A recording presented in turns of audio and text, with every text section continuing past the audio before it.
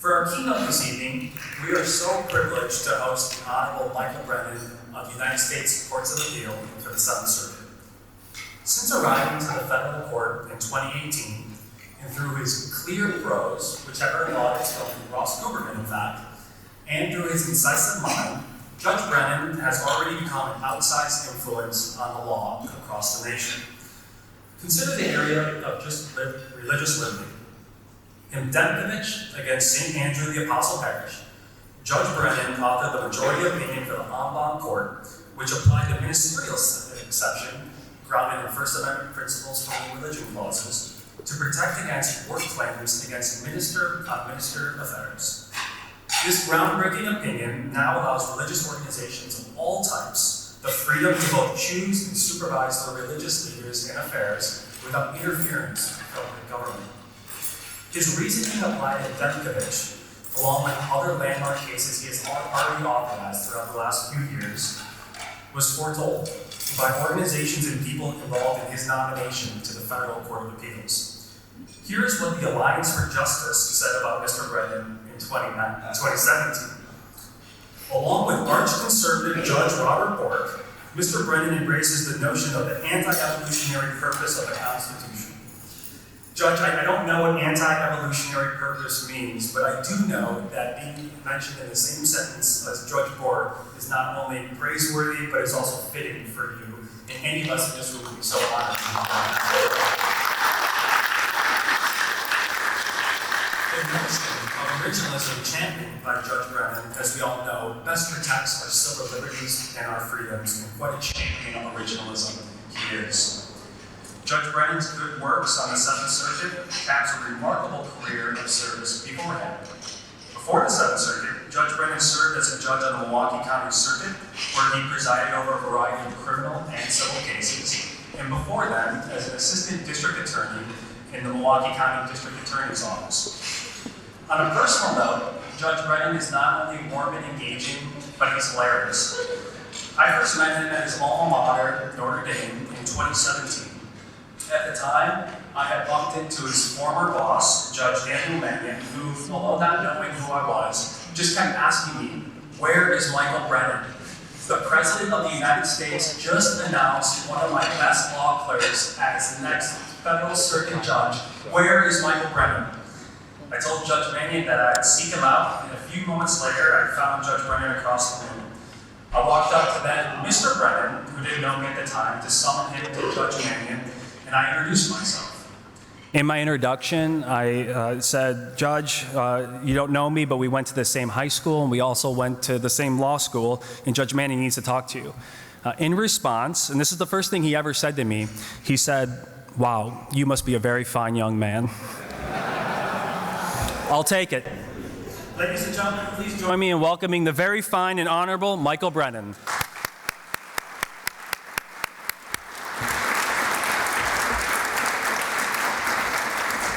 Great intro. Thank you. Many thanks, John. Well, we have, in addition to the celebration of Elisa, some other important news, which many of you know. Let's begin by congratulating and giving our great thanks to Gene Meyer after 40 years as president of the Federalist Society.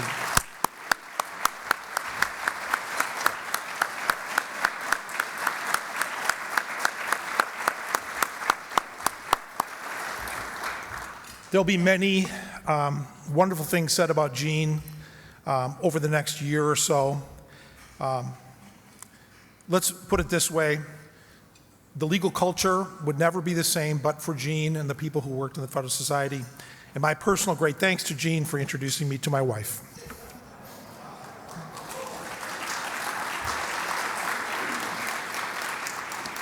Thank you as well to Lisa and her wonderful staff for the invitation to speak. I want to acknowledge some people here, in addition to my wife, Emily. A number of former and current clerks are here. J.D. Tripoli, please stand. Jeremy Sawyer, please stand. Jeremy. Meredith Kreiner, please stand. Brianna McNamara. If you like opinions coming out of our chambers, please give them credit. If you don't like them, just let me know. Tonight, I want to offer some thoughts about risk, courage, and how they relate under the law. First, risk. There's a school of thought that most people are risk averse. Daniel Kahneman, a famous economist who recently passed away, in his best-selling work, Thinking Fast and Slow, analyzed decision-making and risk in depth. Kahneman's theory, for which he won the Nobel Prize in Economics in 2002, is essentially that most people try to avoid losses. An individual will tend to prefer avoiding losses to acquiring equivalent gains. The scenario that Kahneman gives is a coin flip. He's going to toss a coin, and if it's tails, you lose $10. How much money would you have to win for this bet to be acceptable to you? Kahneman researched the question and concluded that most people expected at least $20 for the winning outcome. That's twice as much upside as there is downside, as of course there's a 50% chance of winning and 50% chance of losing. A loss is perceived as more severe than an equivalent gain. Psychological and economic research supports Kahneman's analysis of risk. This risk can be defined as the effect of uncertainty on an objective. Said another way, risk is the consequences of an event and the associated likelihood of occurrence. Lawyers are famously risk averse. When I became a state court judge, we attended a week-long judicial college, which all new judges took the Myers-Briggs personality test. Some of you may have taken it in your lives. It's a series of questions grouped into 4 topics. First, where do you focus your attention? Are you an E, extrovert, or an I, introvert? How do you take in information? As a S, sensing person, or a intuition, N person? How do you make decisions? Thinking, T, or feeling, F? And how do you deal with the world? Judging, J, or perceiving, P? At the cocktail hour that night, they displayed the results up on a screen for everyone to see. Each judge's result was represented by a dot. It was like a law firm compensation committee, ostensibly black box. Well, all the dots were in the same quadrant. INTJ, introvert, intuition, thinking, and judging. Now that was 20 years ago. Law may be to the point now where INTJ, if it's not your personality type, you may have to find another profession. According to the Myers-Briggs scoring template, these INTJs are thoughtful tacticians who love perfecting the details of life, applying rationality to everything that they do. One example given is Elon Musk, who said, "I look at the future from the standpoint of probabilities. It's like branching streams of probabilities, and there are actions that we can take that affect those probabilities or that accelerate one thing or slow down another." Another example of an INTJ, Blaise Pascal, the philosopher famous for probability theory, work on binomial expressions, and inventing an early digital calculator. There were no judges, none, in the opposite quadrant of the Myers-Briggs test. That personality type is ESFP, extrovert, sensing, feeling, perceiving. The scoring template has those individuals as impulsive, people who love vibrant experiences, engaging in life eagerly, and taking pleasure in discovering the unknown. The examples given, Elton John, Jamie Foxx, and Miley Cyrus. Now, this is not to say that everyone here is an INTJ, and all lawyers don't have to be. I wouldn't be surprised, though, if most in this room and in the legal profession writ large are INTJ. So how does this personality type relate to risk and the law? It goes to how lawyers think. As you know, lawyers play the role of both counselor and advocate. They counsel their clients. These are your options. Let me lay them out for you without fear or favor, and you, the client, decide. Once that call is made, lawyers advocate for their clients in trial, on appeal, in mediation, or arbitration. Altogether, we have people who are generally risk-averse, who are hiring lawyers who are generally risk-averse, with their causes decided by judges who are generally risk-averse. So how does this all play out? Are legal decisions then only a product of probabilities? Do decisions always come down to the risk of loss versus the possibility of gain? There is no question that the law sometimes embodies this thinking. Consider examples from two of the most famous federal appellate judges ever. Judge Learned Hand's formula for negligence from United States versus Carroll Towing is that an improperly secured barge had drifted away from a pier and damaged several boats. Judge Hand set out the owner's duty to prevent injuries as a function of three variables: the probability that the barge will break away, the gravity of the resulting loss if the barge does so, and the burden of adequate precautions. Hand articulated the rule, of course, as where B is the burden of taking precautions, P is the probability of loss, and L is the gravity of the loss, P times L must be greater than B to create a duty of care for the defendant. The opposite is true. If B is greater than P times L, then there's no duty. If any one of you have used the Hand formula in a tort case, you're a better lawyer than I am. An example from right across the street is precedent from our court from retired Judge Richard Posner.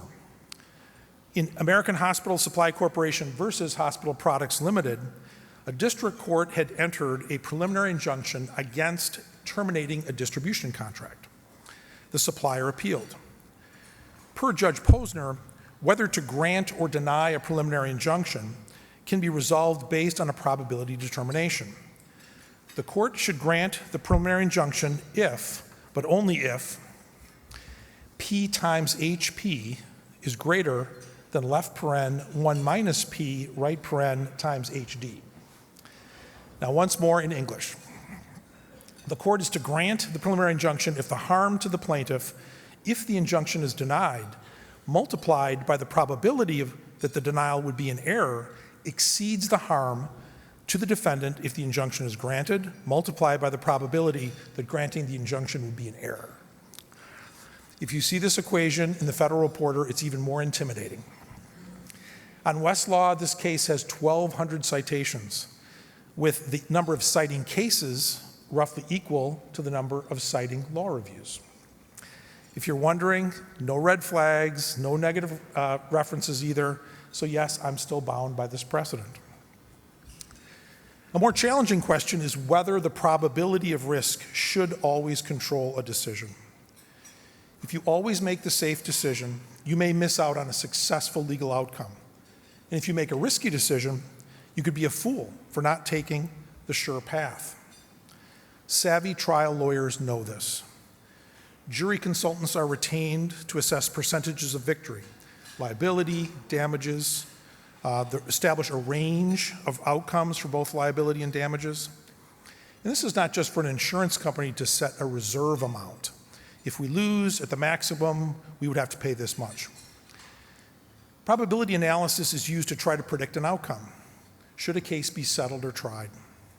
Smart trial lawyers also know that trials create risk. Let's throw things up in the air and see where they come down. If I pick a jury with a couple of motions in limine, the settlement value of the case may go up, or vice versa. For lawyers who specialize in control, this can send them into a panic. They want to shape the facts during discovery, to look harder for the right law, to reach a definitive judgment. But court rulings can run the gamut of outcomes. A jury can rule anyway. For a criminal jury, just one juror creates a hung jury and a mistrial. For a civil jury, to achieve compromise is so common that it's part of every jury instruction. That compromise might mean an end to their jury service on a Friday afternoon to start their weekend early. If we are Musk or Pascal and use only probabilities, we miss out on the home run while trying to hit a single or a double. Just so, If we're Elton John or Jamie Foxx, we may shoot for the moon, but be wrong more than we're right, and in the meantime, place serious strain on our client relationships. Let's return to that fundamental question about what we do every day. Should decision makers, lawyers or judges, always rely on pure probability of risk? Or is there something more? Something that moves the decision beyond percentages of outcomes. Now let's add on another variable. What if the decision is of utmost importance? Does the magnitude of the outcome affect the decision's risk calculus? I want to address this question two ways. The first is by consulting some social science research. And the second is by reviewing the real-world legal decisions made by a famous lawyer and judge. Here is where we move to the second topic of the evening, courage. Let's continue with the social science. Two professors at Northwestern's Kellogg School of Management disagreed with the Kahneman notion of loss aversion that we discussed before. They found it difficult to reconcile with what they were seeing in the real world.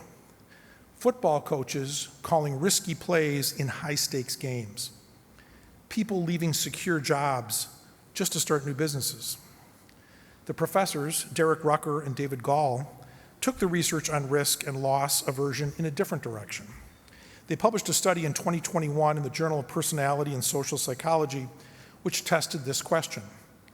If we are so loss averse, why do some take such big risks? Their answer, in a word, courage. In summary, their study involved two tests. First, to see how courage influenced people's willingness to take risks of different types of decisions. Rucker and Gall recruited online participants. Half of them, the courage group, wrote about a time they or someone they knew had exhibited great courage. The other half, the control group, wrote about a time they or someone they knew did something ordinary. Next, the participants read scenarios in which they had to make either an important or a trivial choice. Half were presented with an important health choice. They were asked to imagine facing a chronic illness.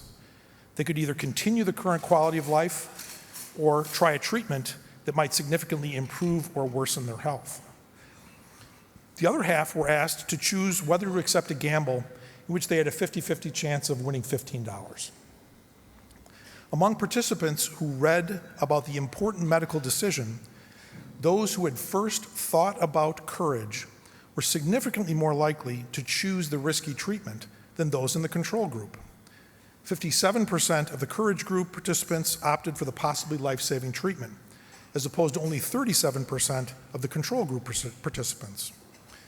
But when faced with a low-stakes financial gamble of winning or losing $15, the difference between the courage group and the control group was negligible. So thinking about courage had made some participants more likely to take a significant risk, but not when it was a trivial risk. Then Rucker and Gall had a realization. For a decision to be truly courageous, it must be within your control. Taking a risk that you did not choose isn't courageous. It just feels risky. So the researchers studied this key dimension of agency. That would allow them to understand whether participants were making risky choices out of a desire to act courageously or simply out of a desire to take a risk. So another group of participants was recruited. Some read a scenario about a risky call in an important sports game. Others read a scenario about a less important choice, another financial choice, gamble. This time, there was a twist.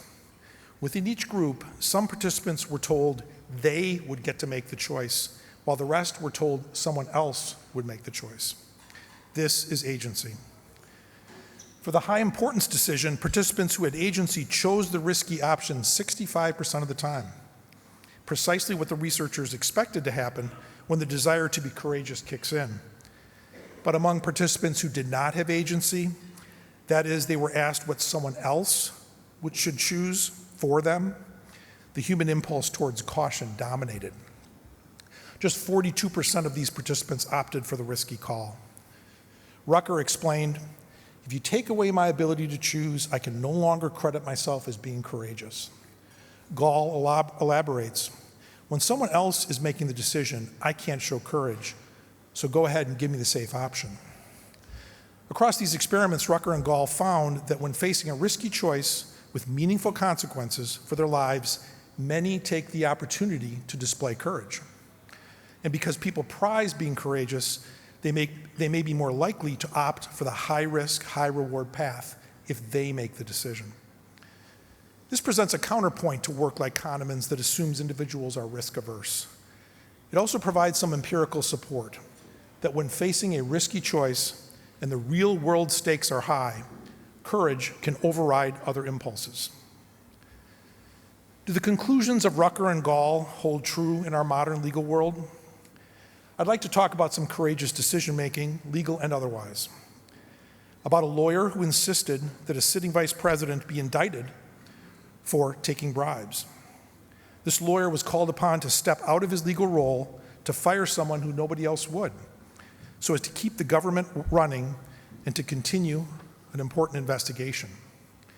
A lawyer who, when asked to represent the president in one of the most important cases in American legal history, declined.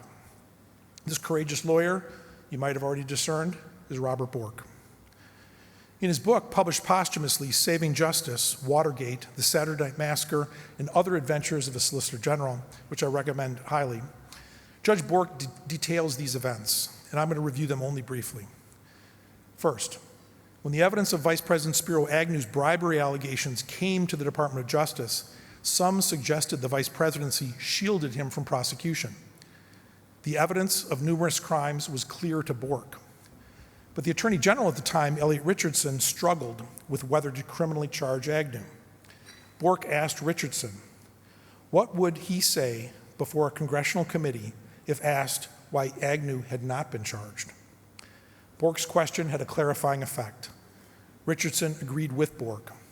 It was decided that criminal charges would be brought against a sitting vice president. The White House wanted to discuss this charging decision.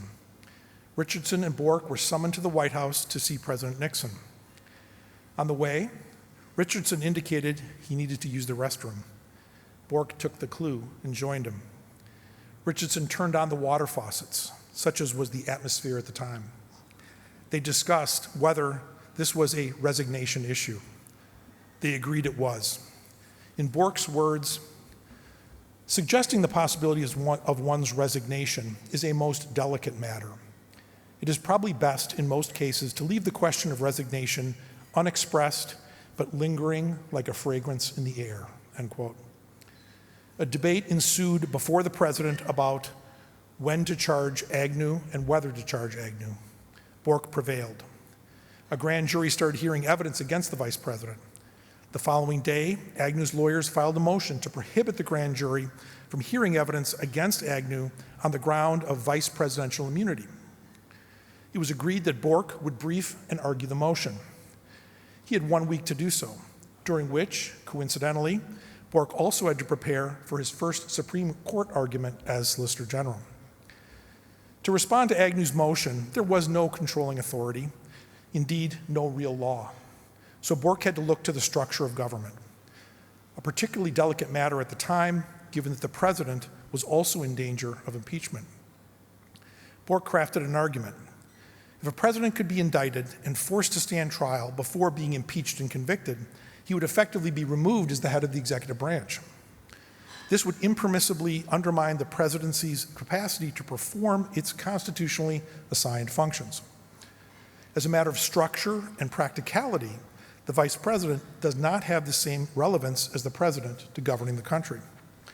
So unlike the president, there was no compelling reason to require the vice president to complete the impeachment process prior to indictment. Bork's argument won. Agnew entered a plea bargain and resigned. We can learn from Bork's decisions here. Evidence, when strong, dictates the charging decision. An order interfering with the charging decision can be of such importance as to require resignation. And risk can be mitigated by strong legal analysis and hard work. Second, soon after Agnew's resignation and conviction, Bork's mettle and decision-making were tested infinitely more. In the heat of the Watergate scandal, the White House was engaging in talks with the special prosecutor, Archibald Cox, about the key evidence in the investigation, the Oval Office tapes. The White House offered a compromise for a respected senator to preview the tapes and to redact them. On Saturday evening, October 20th, 1973, Cox went on national television and rather flamboyantly rejected the president's offer. As a result, the White House placed heavy pressure on Attorney General Richardson to fire the special prosecutor.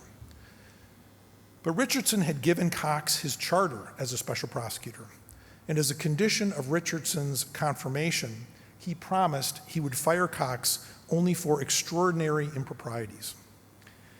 Deputy Attorney General Don Ruckelshaus had made the same promise. So the AG and the Deputy AG told Bork they could not fire Cox and that they would have to resign. The Solicitor General was third in line of succession. Ruckelshaus told Bork, "The gun is in your hand. Pull the trigger." Bork responded, "Give me a moment to think." He mulled his options, which were few. Let's let Bork tell it. Quote, "I'm suspicious of anyone who describes himself as calm and logical in moments of crisis.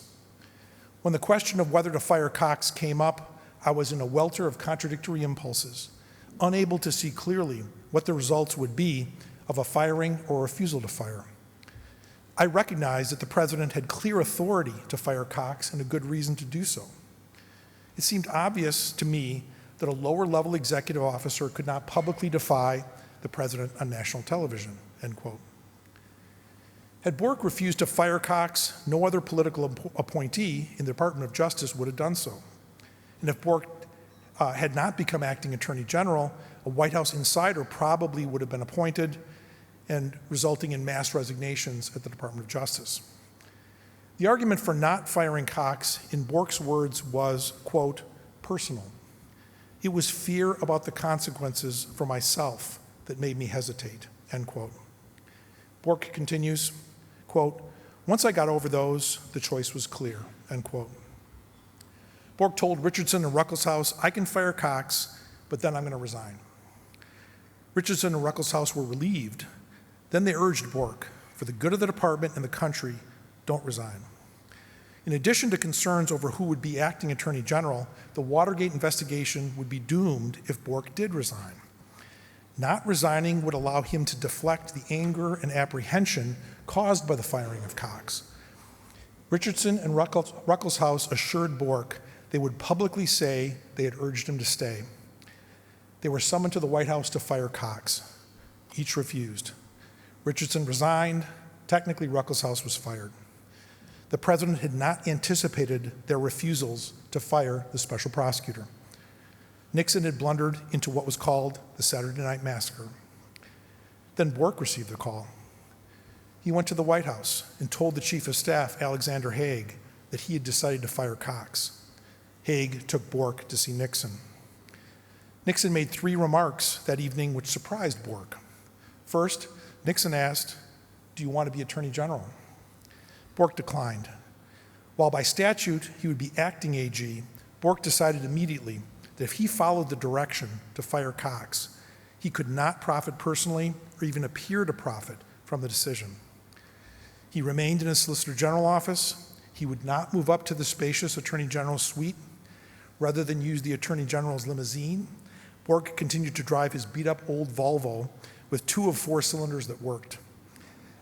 It required a running start to make it up the ramp of the DOJ's underground parking garage. Second, Nixon asked, who would take charge of the Watergate investigation? Bork told him the criminal division of the DOJ until a new special prosecutor could be named. Nixon criticized this decision. Third, the president then said to Bork, quote, you're next when a vacancy occurs on the Supreme Court, end quote. Bork didn't have the heart to tell the president that neither he nor anyone else who Nixon might nominate could or ever would be confirmed. The next workday, Bork sat down with the attorneys in the special prosecutor's office. They believed the White House would stop the Watergate investigation. Bork told him the opposite. He would preserve the integrity of the investigation. The office could continue to subpoena the Oval Office tapes if that is what the investigation called for. The White House hated Bork's concession. Bork also wrote a statement of resignation which he carried with him in his breast pocket to be used when the situation arose. He then helped for the independent search for a new special prosecutor, choosing former ABA president and Nuremberg prosecutor Leon Jaworski. What do we learn from Bork's decisions here? What virtue animated these decisions? Self-abnegation. He placed duty before personal ambition. He made the tough decision that had two superiors because of previous promises could not make. For the good of the Justice Department, he stays on, hence his book's title, Saving Justice. This avoids a political hack being appointed as Attorney General. Bork puts to the side his own career prospects, avoids any appearance of personal ambition. At first, Bork would have had the Saturday Night Massacre become a massacre-suicide, in which after firing Cox he would resign. But he did not. It was a duty to justice to keep the government running that convinced him to follow the president's order and to remain as acting AG long enough to hold together the Watergate investigation and the DOJ as a whole. In Bork's words, quote, "Without a soldier in the streets, we managed a transfer of power that would have shattered many nations," end quote. The key evidence in the Watergate investigation, of course, was the Oval Office tapes. In April 1974, Jaworski, the new special prosecutor, obtained a subpoena ordering Nixon to release the tapes related to the meetings between Nixon and those who had been indicted. The conversations on those tapes were believed to contain evidence damaging both to those indicted as well as the president. Hoping that Jaworski and the public would be satisfied, Nixon turned over edited transcripts, including portions of many of the conversations demanded by the subpoena. Nixon's attorney then moved to quash the subpoena. The district court denied the motion and ordered that the tapes be turned over. Both Nixon and Jaworski appealed directly to the Supreme Court. The case raised questions that broke new ground. On justiciability, is an internal executive branch dispute a matter for resolution by the courts? And the question at the center of the case, did the president have an absolute executive privilege to protect communications between high government officials and those who advise and assist them in carrying out their duties? To argue the case, the White House called Bork. Bork responded. If he took the assignment, his next argument would be before the Illinois Bar Grievance Committee, explaining why he should not be disbarred. Bork would have been on both sides of the V. As an executive branch official, he was the superior of the special prosecutor, yet he was being asked to argue against the special prosecutor on behalf of the president. Chief of Staff Haig said, "That is a technicality." Bork responded, "They hang people on technicalities." The case was argued and lost unanimously by another famous law professor, Charles Allen Wright, of the Wright and Miller Civil Procedure Treatise. In declining the assignment, Bork showed his strong ethical compass. Legal ethics rules always applied, no matter who or when someone asks you to represent them, and no matter how large the case. Of course, 8 years later, Bork would go on to serve as a judge of the United States Court of Appeals for the D.C. Circuit, be nominated for the U.S. Supreme Court. At the end of his confirmation hearing, Bork was asked, "Why do you want to be a Supreme Court justice?" His first response, that the job was an intellectual feast, was heavily criticized. His second answer received less attention. He said, quote, "I would like to leave a reputation as a judge who understood constitutional governance and contributed to maintaining it. Our constitutional structure is the most important thing this nation has, and I would like to help maintain it and be remembered for that," end quote. He will be so remembered. He passed away in 2012. Through it all, Bork maintained his wit, eloquence, composure. As you know, his confirmation fight turned into a gigantic, ridiculous circus and ultimately defeat. His surname became synonymous with a vicious exercise in character assassination. After that defeat, Judge Bork resigned from the D.C. Circuit. The successor in his seat, someone deeply influenced by his thinking, then Judge, now Justice, Clarence Thomas. To conclude, we've heard two answers to the key questions of whether lawyers should rely on purely probability of risk in their decisions, including if the decision is of the utmost importance. First, the social science of Rucker and Gall say no. It's more than loss aversion, more than a question of probability. When facing a risky choice with meaningful consequences, courage can override other impulses. Second, we see the risks faced in decisions made by a leading lawyer placed in the epicenter of one of our country's most important legal moments. To address risk, some will try to employ game theory to better predict the outcome, to achieve a desired result, or to mitigate what will be, one way or the other, a bad outcome. That will not be enough. Each decision Bork faced was risky. Whether to indict, whether to fire, whether to represent. How do you assign percentage chances to the choices Bork faced? You cannot. Hitting singles and doubles doesn't get you through the Saturday Night Massacre. So what made Bork's decisions courageous? It was the virtues animating those decisions. The fortitude to bring criminal charges against the powerful. The ethical compass. Legal ethics rules always apply, no matter how or when. Interference with the right decision can be of such importance that it requires resignation. Be prepared to do so. Intelligence. Strong legal analysis and hard work can mitigate risk of loss. Self-abnegation. Duty beats out personal ambition. Finally, and perhaps most importantly, prudence. Clever and careful in action and judgment, sorting through and deciding which, when, and how these virtues dictated a decision. The founders believed the Republic would not survive without virtue. There may be a future Solicitor General in this room. Certainly many here do and will serve in influential private and public positions. But in law and in life, the decisions do not change in character. They remain the same, regardless of the magnitude of the consequences.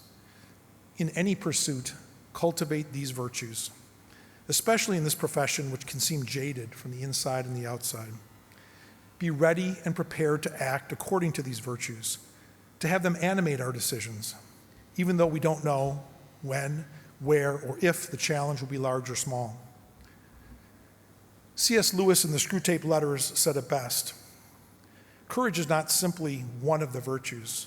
It is the form of every virtue at the testing point. May we all show that courage and these virtues in our lives.